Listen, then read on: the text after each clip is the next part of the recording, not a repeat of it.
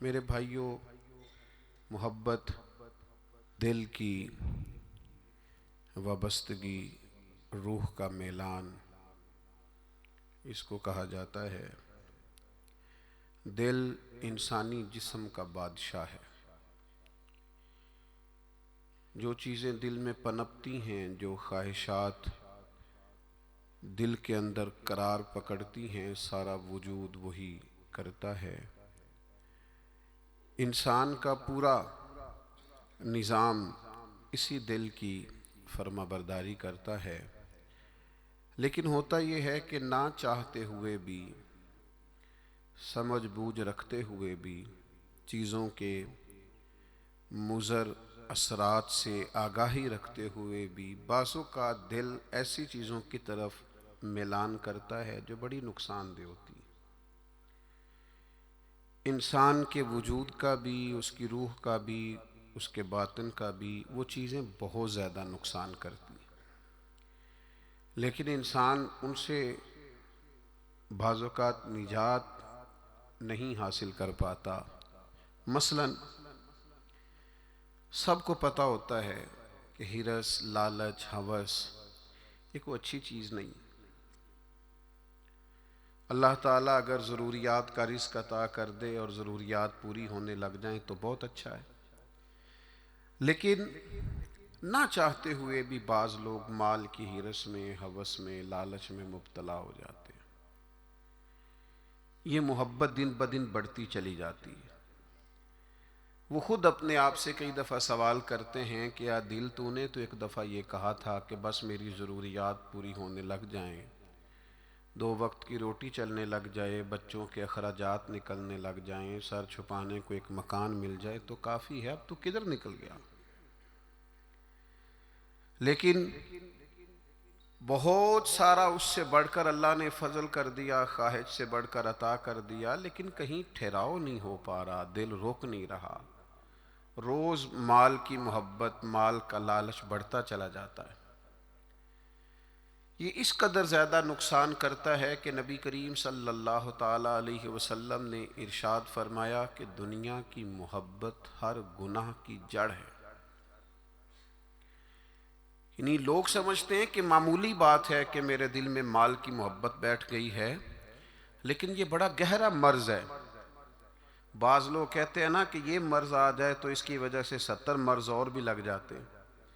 तो ये दुनिया की मोहब्बत वो मर्ज़ है, माल की मोहब्बत वो बीमारी है कि जिसकी वजह से सैकड़ों अमराज पैदा होते हैं। हलाल हराम की तमीज़ उठ जाती है, रिश्तों का तकद्दुस पामाल हो जाता है, बहन भाइयों के रिश्तों में दरार आ जाती है। लोग इस माल की मोहब्बत में मुब्तला होकर खूनी रिश्तों तक को भूल जाते हैं। तो अगर मोहब्बत को सही रास्ता ना मिला, ये मोहब्बत इलाही और मोहब्बत रसूल सल्लल्लाहु ताला अलैहि वसल्लम के खूबसूरत उन्वानात की आदी ना हुई, तो फिर याद रखिएगा कि माल की मोहब्बत तो पूरे तौर पर उजाड़ देगी, अंदर को तबाह कर देगी। एक दूसरी मोहब्बत बड़ा नुकसान करती है, वो है शोहरत की मोहब्बत। मैं चाहा जाऊं, मेरी शोहरत हो जाए, लोग मुझे जाने, कोई ऐसा तरीका अपनाऊं जिसकी वजह से दुनिया के अंदर फेमस हो जाऊं, लोग मेरा नाम लेने लगे। आप यकीन करें, सोशल मीडिया के ऊपर बड़े बड़े वज़ादार, बड़े बड़े बारिश लोग, बड़े बड़े अच्छे और अच्छी कदो कामत और अच्छा नाम रखने वाले लोग फ़कत मशहूर होने के लिए वो हरकतें करते फिरते हैं कि कोई भी संजीदा आदमी देखे तो शर्म से उसकी नज़र झुक जाती।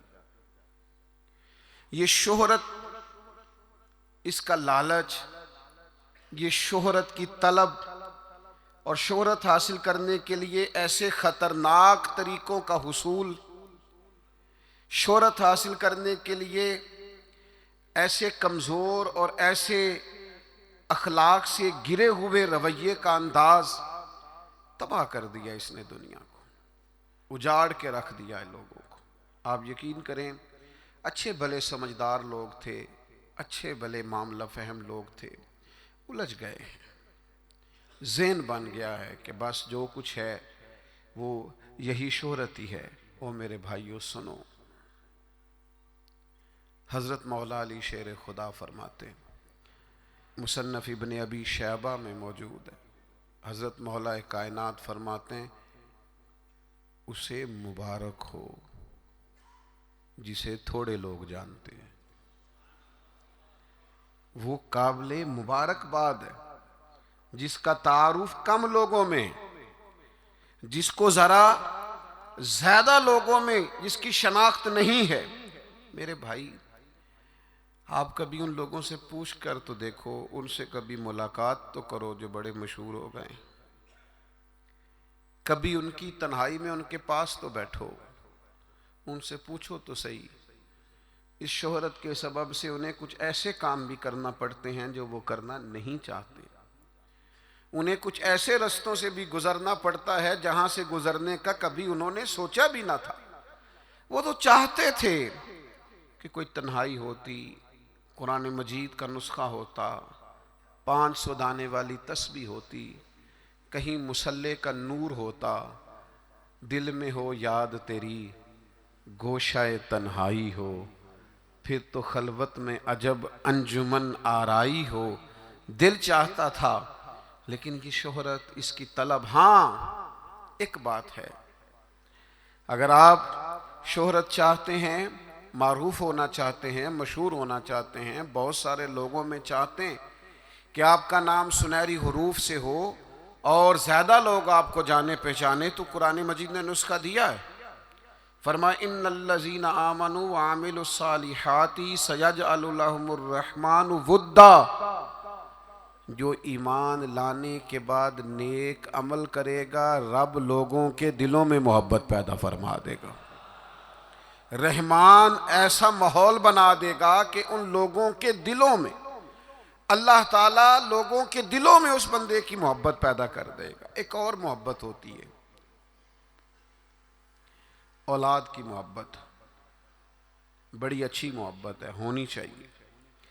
लेकिन अगर यही औलाद शरीयत के रास्ते में आने लगे, अगर यही औलाद इस तरह का रवैया इख्तियार होने लगे कि आपको उसकी खातर हलाल हराम की तमीज़ भूलना पड़े, या औलाद कहीं रुकावट बने शरीयत की राह में, तो फिर कुरान मजीद ने कहा, इन्नमा अम्वालुकुम व औलादुकुम फितना।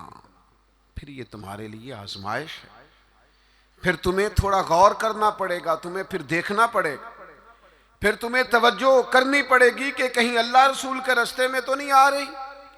हज़रत अबू बकर सिद्दीक रज़ी अल्लाह ताला अन्हु के बेटे ने एक दफ़ा कहा था कि अब्बा जी, मुसलमान होने से पहले जब बदर के दिन मैं कुफ़ार की तरफ से लड़ते हुए आ रहा था तो आप मेरी तलवार की ज़द में आ गए थे।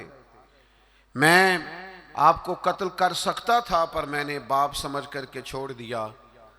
तो सैयदना अबू बकर सिद्दीक फरमाने लगे, बेटा तो अभी कलमा नहीं पढ़ता था, तूने मुझे बाप समझ के छोड़ दिया। अगर तू बदर वाले दिन मेरी तलवार के नीचे आता तो मैं तुझे कभी बेटा समझ के माफ़ ना करता, दीन का मुखालिफ समझ के कत्ल कर देता। इसलिए कि जो औलाद शरीयत के रास्ते में आएगी, दीन के रास्ते में आएगी, पैगाम हक के रास्ते में आएगी, उसे औलाद समझकर दरगुजर थोड़ा किया जाएगा। मेरे अजीजों, वतन की मोहब्बत भी कभी गालब आती है, इलाके की मोहब्बत भी कभी गालब आती है। इंसान जहाँ पैदा होता है, जहाँ जवान होता है, जहाँ वक्त गुजारता है, जहाँ उसके अहबाब होते हैं, जहाँ उसकी दोस्तियाँ होती हैं, जहाँ उसके ताल्लुकात होते हैं, वो मोहब्बत भी कभी गालिब आती है। लेकिन याद रखना, सारा कुछ ही मक्का मुकरमा में मौजूद था। वहीं पैदा हुए थे सहाबा, वहीं दोस्तियाँ थीं, ताल्लुक़ थे, रिश्तेदारियाँ थीं। लेकिन जब पता चला ना कि महबूब को मदीना पसंद है, तो फिर किसी ने भी वतन से प्यार नहीं किया, मोहम्मद अरबी के शहर से मोहब्बत फरमाई है। आप इन सारी मोहब्बतों को गिनते जाएं, वो दौलत की हो, वो शोहरत की हो, वो इख्तदार की हो, वो औलाद की हो, वो मोहब्बत आपके लिए वतन की मोहब्बत हो, ये सारी मोहब्बतें कुर्बान की जाएंगी। लेकिन अगर किसी मोहब्बत को हासिल किया जाएगा तो वो अल्लाह रसूल की मोहब्बत।